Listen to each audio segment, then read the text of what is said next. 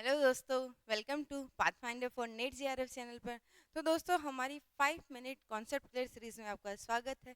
इसी सीरीज को आगे बढ़ाते हुए आज का हमारा टॉपिक रहने वाला है वायु प्रदूषण एवं नियंत्रण अधिनियम, यानी कि एयर पोल्यूशन के बारे में क्या क्या कंट्रोल किए गए हैं, कौन कौन से एक्ट बनाए गए हैं, उसके अंदर क्या क्या बातें की गई है गवर्नमेंट के द्वारा, इसके बारे में हम जानते हैं।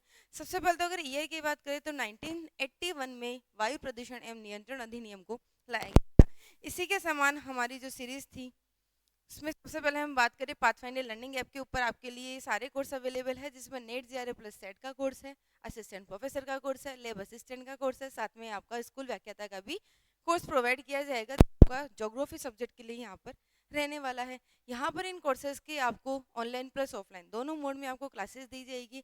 टेस्ट सीरीज की बात करें तो दोस्तों यहाँ पर आपको unit wise, topic wise plus full test आपको दिए जाएंगे। और अगर नोट्स की बात करें तो आपको बुकलेट फॉर्म में होम डिलीवरी भी आपके लिए अवेलेबल है। तो यहाँ पर ये आपके क्लासेस का स्केड्यूल रहने वाला है कि आपकी कब से कौन से क्लास स्टार्ट होगी।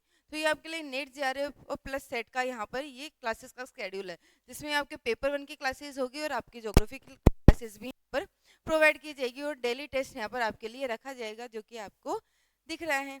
और अधिक जानकारी के लिए दोस्तों आप डाउनलोड कीजिए आपका पाथफाइंडर लर्निंग ऐप और यूट्यूब चैनल को सब्सक्राइब कर लीजिए pathfinder for NET JRF channel को। और इन कॉन्टैक्ट नंबर से आप हमसे कॉन्टैक्ट भी कर सकते हैं, जो कि आपके लिए है ये। इन नंबर पे आप जाके हमारे से कांटेक्ट कर सकते हैं। तो चलिए दोस्तों, देखते हैं हमारे वायु प्रदूषण एवं नियंत्रण अधिनियम 1981। इससे पहले दोस्तों हमने जल संरक्षण अधिनियम की बात की थी, जो कि 74 में यानी कि 1974 में इसको लाया गया था। अब वायु प्रदूषण को, वायु को बचाने के लिए क्या क्या आपके लिए अधिनियम बनाए गए हैं, कानून बनाए गए हैं, उनके बारे में डिटेल से चर्चा करते हैं। तो सबसे पहले बात करें कि भारत में बढ़ते औद्योगिकरण के कारण पर्यावरण में निरंतर हो रहे वायु प्रदूषण की रोकथाम के लिए वर्ष 1981 में वायु प्रदूषण एवं नियंत्रण अधिनियम को पारित किया गया था। दोस्तों, हर बार यहाँ पर आता है औद्योगिकरण। औद्योगिकरण यानी कि इंडस्ट्रियलाइजेशन। इंडस्ट्रियलाइजेशन यानी कि औद्योगिकरण के कारण ही आपकी जो गैसें निकलती है, जहरीली गैसें होती है, उससे वायु भी प्रदूषित होती है। और वहाँ पर जो आपके लिए रॉ मटेरियल होता है, या उनको धोने या उनको साफ करने के लिए जो भी पानी लिया जाता है, उसको भी आपको छोड़ा जाता है। तो वहाँ पर आपका वाटर पोल्यूशन भी वहाँ पर क्रिएट होता है, यानी कि आपका जल भी प्रदूषित होता है। सबके लिए आपको सबसे पहले तो औद्योगिकरण के ऊपर ही यहाँ पर फोकस किया जाता है।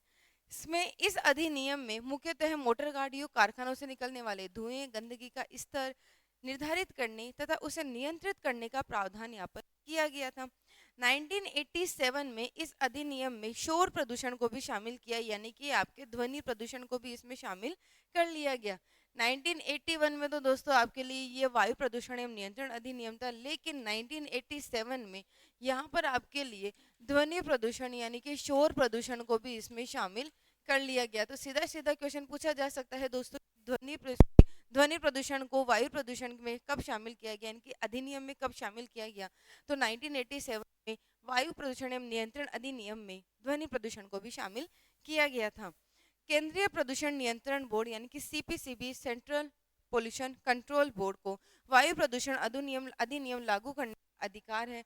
इस अधिनियम के अनुसार केंद्र व राज्य सरकार को वायु प्रदूषण से होने वाले प्रभावों का सामना करने के लिए इसमें बताया गया है। यानी कि सबसे पहले तो ये कौन लागू करेगा, जो भी आपके प्रदूषण से रिलेटेड है वो सब आपके सेंट्रल प्रदूषण नियंत्रण बोर्ड के द्वारा यानी कि सीपीसीबी के द्वारा इनको लागू किया जाएगा, और इसमें केंद्र और राज्य दोनों का योगदान रहता है। अब इसमें केंद्र और राज्य सरकार ने कौन कौन से इसमें प्रावधान किए हैं। तो सबसे पहले तो राज्य के किसी भी क्षेत्र को वायु प्रदूषित क्षेत्र घोषित करना, प्रदूषण नियंत्रण क्षेत्रों में औद्योगिक क्रियाओं को रोकने का अधिकार है, औद्योगिक इकाई स्थापित करने से पहले बोर्ड से अनापत्ति प्रमाण पत्र लेना भी यहाँ पर अनिवार्य है। वायु प्रदूषकों के सैंपल इकट्ठा करने का अधिकार भी केंद्र व राज्य सरकार को होता है। साथ में अधिनियम के दिए गए प्रावधानों के अनुपालन की जांच के लिए किसी भी औद्योगिक इकाई में प्रवेश करने का अधिकार है, यानी कि वो किसी भी इंडस्ट्री में जाकर चेक कर सकते हैं कि वो कौन से मटेरियल, कौन से, किस प्रकार से किसका यूज किए कर रहे हैं। इसके अलावा प्रदूषित इकाइयों को बंद करने का भी उनको अधिकार है। अधिनियम के प्रावधानों का उल्लंघन करने पर मुकदमा चलाने का भी उनको अधिकार यहाँ पर दिया गया है। दोस्तों, जो भी आपको इंडस्ट्री लगानी है उसके लिए आपको पहले तो सभी टर्म्स एंड कंडीशन फुलफिल करना होगा। उसके बाद में जाकर उसके बीच में भी अगर आपको कभी सीबीसीबी के द्वारा या केंद्र व राज्य सरकार उसको चेक करना चाहे तो उसका अधिकार भी उनको यहाँ पर दिया गया है।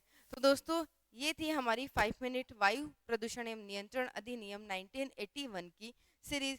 इसी सीरीज में अगर आपको कोई भी डाउट है, कोई भी समस्या है, तो आप कमेंट बॉक्स में हमें बता सकते हैं। और आपको कौन से टॉपिक के बारे में ये सीरीज लानी है वो भी आप कमेंट बॉक्स में हमें बता सकते हैं कि नेक्स्ट टॉपिक आपका कौन सा चाहिए। तो मिलते हैं दोस्तों हमारी नेक्स्ट सीरीज में नेक्स्ट टॉपिक के साथ में। और अगर आपको कोई भी कोर्स से रिलेटेड डाउट है तो आप पाथफाइंडर लर्निंग ऐप के ऊपर जाकर पूछ सकते हैं। साथ में हमारे कॉन्टैक्ट नंबर है, उनसे भी आपका उन पर भी आप हमसे कॉन्टैक्ट कर सकते हैं। तो थैंक यू दोस्तों, धन्यवाद। मिलते हैं हमारी नेक्स्ट सीरीज में नेक्स्ट टॉपिक के साथ।